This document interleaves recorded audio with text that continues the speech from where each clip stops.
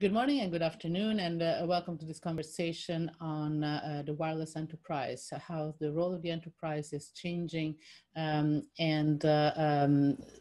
wireless, and how the enterprise realizes that wireless connectivity is really crucial to their business, and they're starting to play a much more active role in deciding what's on their premises. And today I'm talking to Ken Sandfield, the president of Solid Americas. Ken, thanks for being with us today. Thank you, Monica. Thank you for having me. Appreciate it. So we've been talking many times about this before, but for our listeners, can you tell us what is that you do at Solid, and what is that Solid does for the enterprise? Absolutely. Yeah, so Solid is in the business of developing in-building coverage and capacity solutions, most significantly DAS solutions, RF distributions, and more recently, developing solutions that supply capacity as well as a full turnkey solution. So that's the business we're in, making sure that people can use their devices inside buildings. Right, and there is a lot of enterprises out there, a lot of venues, and most of the usage comes from indoors. So it's a huge market. It's not a niche market as well. It still is a niche market, but in terms of the numbers and square feet is definitely not. But yeah, not all the enterprises. It's not a uniform landscape out there. There are big venues, small venues, middle venues. How do you manage them all? Oh, yes. Well, you know, we like to call it the middle price. You may have heard that term before. We've been using it for a number of years. The middle price is the portion of business or the building category that is really underserved, right? It's typically not a building that a wireless operator would like to invest a lot of money into. It's typically a lot of problems, a lot of demand for services. It's typically also a building that doesn't have very good public safety coverage as well. It's the highest growth portion of the market, and it's also the most underserved for lots of reasons, which we'll go into. It differentiates itself most importantly from the larger venue projects in terms of the investment from the wireless operator or the lack of wanting to invest a larger amount of money. And it also comes up in ownership. Typically, it's either going to be owned by the building owner or a third party, depending on the project. Yeah, so and it is an interesting market because, as I say, it's underserved, and yet it's the biggest in terms of square footage, number of buildings, and so that really adds to the complexity of it. Now, before we go and talk more about it, you mentioned public safety, and that's not the kind of thing that comes to mind first thing when you talk about enterprise, because you think about everybody using their laptops and phones, but what is special about what are the requirements in terms of public safety, and how can you help operators and service and in the enterprise dealing with that? Well, the enterprise and with public safety, you know, it really is multiple fold. So having your cell phone work in an emergency event is also critical for public safety. So that even commercial cell services play a public safety role. However, when we refer to public safety, we're mostly referring to the ability for the first responders to communicate inside a building. And more importantly, we're talking about first responders be able to not only talk, but access data that's, you know, life-saving information that allows them to do their jobs inside that building. And that is obviously what FirstNet is all about. Organizations like Safer Buildings are all pushing that direction to make sure buildings are safer. And the reason it's in this conversation is because it's going to apply to middle price buildings especially. They're large enough that they absolutely require some enhancement. If there are newer facilities, it's a guarantee they need some type of public safety enhancement as well. It's no longer, well, maybe we can get by and it should work okay.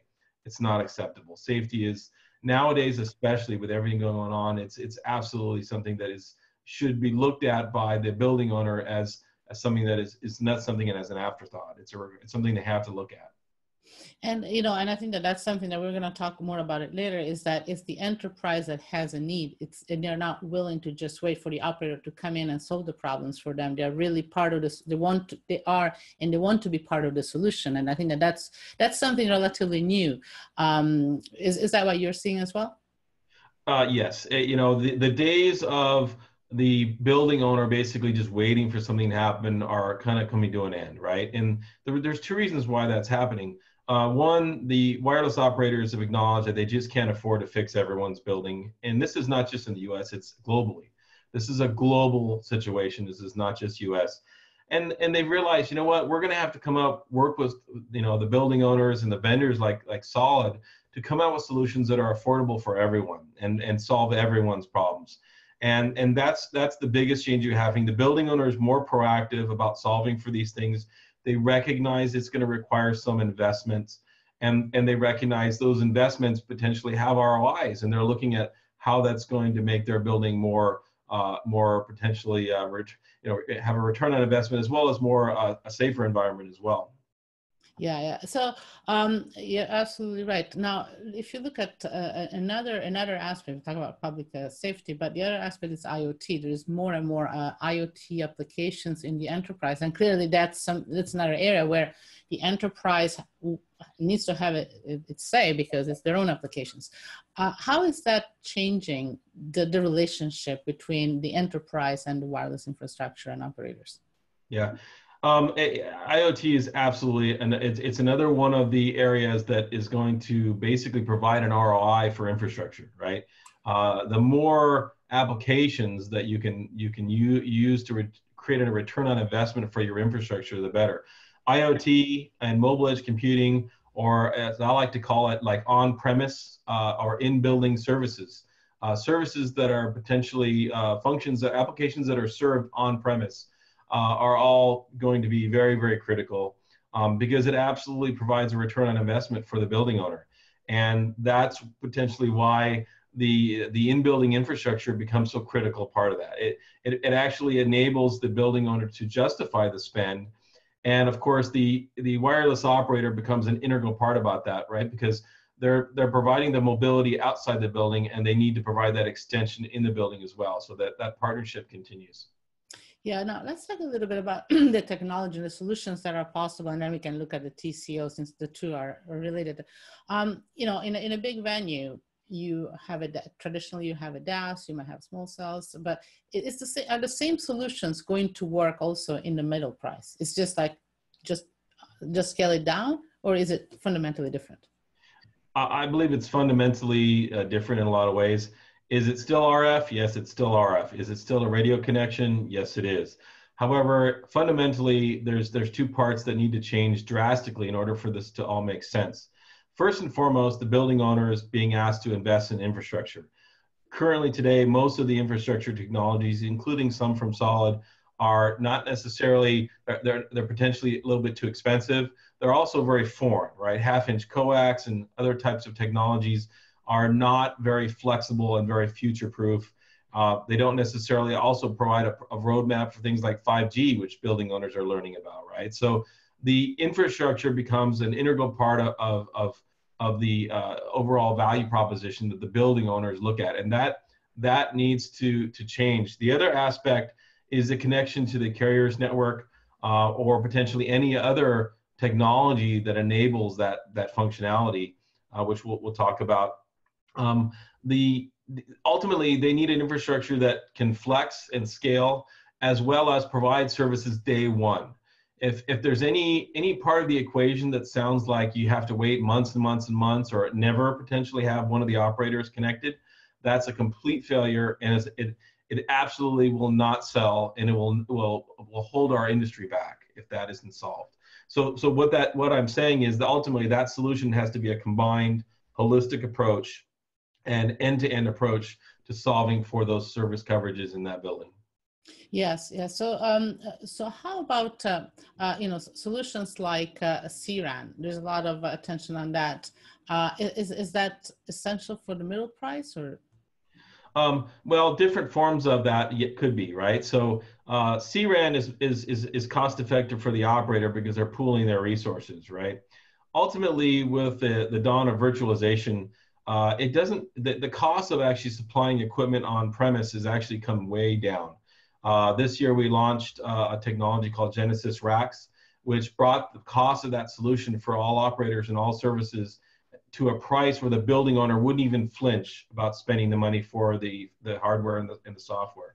And so ultimately, locating the radio resources in a central location, or in a cloud, or in an intermediary location like a third-party owner's a location, or on-premise, it actually doesn't really matter in the end. It's ultimately what is, what works best for all parties. There's many ways to do CRAN as well. You could pool the radio resources, or you could backhaul from the CO and have everything located at the central location, and then you could actually transmit multiple sectors or capacity to that building and still have everything at one location. So there's many ways to slice and dice that split point. At this point, we think that the best way to do that is on premise, and have the building owner responsible for the maintenance and growth of that solution in conjunction with the wireless operator that works with Solid. Now, depending on how your topology, you have different splits, and in some cases you do need fiber, sometimes you don't. Sometimes you need CPRI, sometimes you don't. What's your view? What's the best solution for the enterprise in that respect? Well, I believe that the backhaul ultimately should be provided by the the wireless operator for the middle price projects. Some will be provided by the building owner, smaller capacity sites, but for the most part, the wireless operators, the operators in general, want to remain sticky with the building owner, and they're going to want to provide pipes to the building. As far as whether it's CPRI or Ethernet, MPLS type, solutions, CPRI is not necessarily ideal to feed a building owner, because that means that the operator has to allocate radio resources at a central point. And that once there again, that becomes costly. It's fine when you're talking one or two buildings or hundreds of buildings, but when you're talking tens of thousands of buildings, now all of a sudden that becomes a big burden to the wireless operator, and they're going to have to figure out where to put all this stuff. So, do we push it more into the cloud, or do we push some of it to the enterprise? Monica, I don't think that's completely settled, right? I don't believe CPRI, is the most efficient way to serve middle price, though. I think maybe future enhancements to CPRI, maybe. I believe that Ethernet is more than capable of serving the middle price, and as well as proprietary means of distributing RF. So I think that's really kind of where we see it right now. I think long term, what you're going to see is the cloud is going to, the carrier managed cloud is going to become really easier for the enterprise to be able to take advantage of that and that drive the cost even further. But right now, the on-premise solution is absolutely attractive. Now, to date, I would argue that one of the reasons why we don't have a lot of coverage in the middle price, it's cost. Well, it's cost and deciding who's going to pay for the cost. So for the operator, typically, it's not cost effective to go and cover have indoor infrastructure in all middle price buildings. So as you mentioned, the enterprise is more willing to pay for it. But when they do that, what are the differences in TCO, again, from the big venues to all the way to the small venue? What is special about the middle price there? Well, when the middle price owns it, they're having to justify it, which means a return on investment, and that's precisely why DAS has been struggling in the middle price. So there's two things that need to happen. One, the DAS infrastructures need to be they need to change, right? They need to fit into structured cabling. We're promoting more of a fiber approach out to the active devices, and we're doing that mostly to support 5G and other types of technologies that are coming in the future. So the fiber approach absolutely is the most future-proof that we have available to us at the time. The building owner is looking for the future, right? They want to know that the solution can flex and grow for all those things. So the infrastructure needs to change. But the biggest thing that affects an enterprise or middle price's ability to want to fund these things is the only way it makes sense is if all operators are able to play on day one. And that is the biggest obstacle in this industry. It can no longer be a solution where, well, we've got one operator or two. That's not acceptable. You're leaving lots of people out, and those people are coming into their building and they have no service, and that's unacceptable. So you know, the only way to arrive at a solution that can do that is to standardize, right? And to have a solution where the operators approve of the technology and it fits into their future roadmap of their core networks and how they create gateway solutions that allow people to get approved to connect to their network, and they have full control of those resources. Even if that means that the resources are owned by the building owner, maintained by the building owner, and potentially has an SLA with the operator, the carrier still has full control of their license band services. So that's the way we see it, and that's the way our customers, our middle price customers, are telling us. Ken, we don't have an issue paying for the system, but it's got to work. It's got to work for everyone. If it leaves anyone out, any particular operator, or it doesn't allow us to scale for a future service, they're never going to be able to spend the money. And so that's really what we see going on in the market. That's why you see Solid investing so heavily in a radio solution that supports everyone and that can scale for the future. And we see this is ultimately 5G is going to kind of drive this. 5G is an opportunity and an inflection point in the business that allows both the operator and us OEMs to create solutions that will not only solve for 5G, but solve some of those situations that we have in the market that are basically a complete loggerhead of being able to provide service to those buildings. So what is that you specifically do at Solid to address this issue? So what we're working on to address that issue, and what we've been working on now for a few years, is essentially we focus on the infrastructure as well as the connection to the core network. On the infrastructure side, we're working on solutions that lower the cost of installation to the point where it's deployed a lot like Wi-Fi. You've probably heard that term before. It's basically enterprise friendly. You know, it's something that they know how to deploy. It doesn't require, you know, a fleet of RF engineers to come and figure out how to, you know, get a PIM situation solved. These systems will basically take care of all that, right? We already mentioned fiber-based. The reason that fiber is important is that gives you a roadmap towards other solutions. You know, in order to be 5G proof or 5G ready, I guess would be a better word, you know, you really need a high capacity pipe going to the core edge, because ultimately one of the things that's going to be required to get that latency, the number of bands, and also potentially massive MIMO. In order to get those things, you need fiber and you need more devices in the facility. And so that's really important. And then the second part is that connection to the core network. We believe in virtualization. We're working on virtualization technology. We have been for a few years. This year, we actually announced and showed our Genesis Rack solution. It's still being developed. It's still being developed in cooperation with operators' inputs. It's also being developed with inputs from the enterprise and the middle price markets. And we believe that technology is going to be part of the future. How it exactly rolls out and how we create the splits, that's something that's still going to take some time to work its way out, because the carriers haven't exactly figured out what they think is best for them. But ultimately, those solutions have to come together into one cohesive end-to-end solution that the enterprise, middle price purchases. And until that happens, you know, we're going to be kind of in a trouble point. Yeah, and I guess that this is with 5G, but also before 5G, this is starting already. You're going to have multiple air interfaces working together, and then have them all integrated. And so you're working in supporting all different types of access from your end. Yeah, so the actual RF infrastructure will be completely protocol independent, like it is today, and it will also be completely I would say band agnostic, but it basically can flex. The middle price has been telling us, our customers have been telling us, we need a solution that can flex much more easily.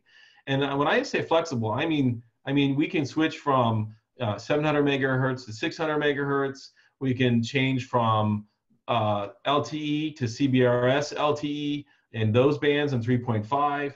They need an infrastructure that can flex very easily without a rip and replace. Which has been kind of an epidemic in the DAS industry for a long time. every time there's a major protocol or band change, it requires a rip and replace and higher densities and all these type of things. They don't mind adding a device here and there, putting an extra device on the ceiling or something like that, but they don't want to rip it all down and start over. And so that's really the key, and that's what Solid is working on. On the radio side, the same thing. What we showed at Mobile World Congress in the beginning of this year, we showed a solution that can scale from 0 to 3,000 users, and it can do so in any band from 600 to 3.5 gigahertz. And it can do so with LTE or any version of LTE and protocol that comes in the future. It's completely agnostic to that. And that's exactly what we believe the marketplace needs. And it scales. It scales and it's flexible. And that's what people are asking for. And the carriers like it as well. They have to have ways of approving and standardizing on that so that they have an ecosystem. And so until that kind of shakes out, we're all going to be kind of going that direction, and we'll see essentially how that shakes out here in the next few years. Now, another issue that, clearly from the enterprise point of view, they want to have all the operators coming in and offer service, but at the same time, they own the infrastructure, and mobile operators are sometimes a little bit wary about sharing the infrastructure. They don't control it. So how do you address that issue? Yeah, well, I believe on the DAS side or the RF infrastructure, I don't think sharing is the problem anymore. I think globally we see that the operators understand that that's really, if it's designed accordingly, that's really not going to impact them. It doesn't affect them at all. On the radio resource side, absolutely there's no sharing. There shouldn't be sharing, with the exception of potential solutions like CBRS. Clearly that is a shared frequency band solution. And there's obviously folks out there like Federated that are working on solutions that will allow that sharing to occur. And we absolutely support that. All those technologies, MultiFire, all those technologies are going to increase the toolkit available to the folks solving those problems. But I think they're going to share where it doesn't have an impact on their potential quality of service. Clearly, everyone wants the ability to differentiate as a competitor, and so do the operators, and we need to support that. I think as an equipment provider, we work hard to make sure that each party's interests are protected, and ultimately, the carriers have to be protected and what their services are, and the building owner wants to know that each service is being provided to its fullest. Right. Okay. Now, you mentioned various things moving forward, virtualization started, but not quite there yet.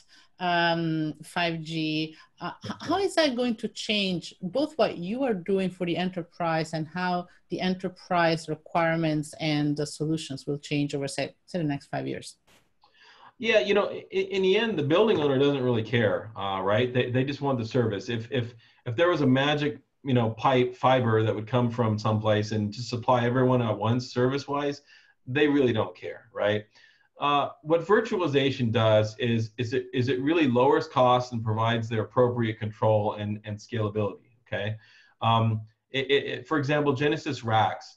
Genesis Racks is virtualized, and it provides the control that the carrier needs, but the flexibility that the building owner needs. So as the carrier, for example, you turn on a system and it has several different bands running, and then one of the operators, let's say T-Mobile, comes on and says, hey, we want to add 600 megahertz, we want to add some more capacity.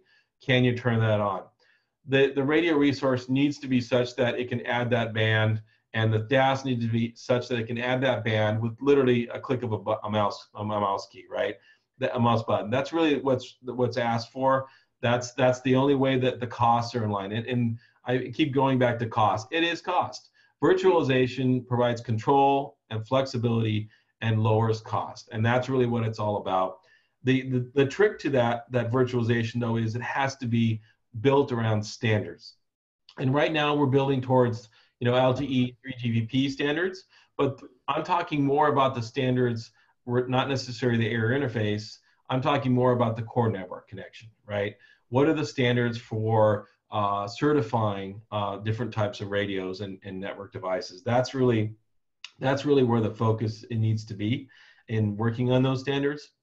And that allows OEMs like us to develop the end-to-end solutions and be compatible with those core networks, right? So virtualization, drives that and enables that. It's something that up until now was proprietary, right? And there was really no way to do that. So the more that the core network standards are standardized, each operator can have their own potential standard, as long as that standard allows for the quick adoption and quick competitive environment, right? An ideal situation for the carrier and the building owner is that there's multiple products to pick from to solve this problem. That's what I want as an OEM, and that's what everyone should want, because there won't be one winner. If there's one winner, we have that now. We have two OEM suppliers, right? And there's no competition. There's no way for anyone to move forward. And I think they're gonna have a big place at that table as well. But it's going to open it up to all types of companies that are going to be providing that technology, and that's a big part of what virtualization provides, right? Is standard.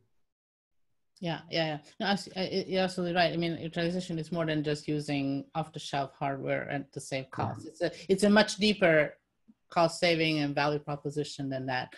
Well, Ken, thank you so much for sharing your insights with us today. I appreciate it, Monica. Thank you for having me so much. Great conversation. Thank you.